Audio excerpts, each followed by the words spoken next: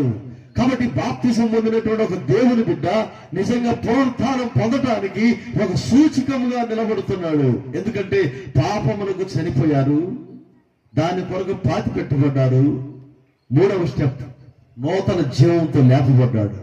ఇక మీదట జీవించేది నేను కాదు, నాను క్రీస్తు యేసే. ఎవరెన్ను క్రీస్తునందు ఉన్న ఎడల వాడు నూతన సృష్టి. ఇదిగో క్రైస్తవులారా, భూమి మీద దేవుని బిడ్డలను నూతన సృష్టిగా జీవించాలి.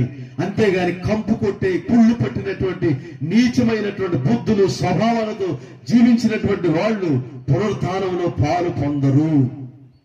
పునరుత్థానం శ్రేష్టమైంది.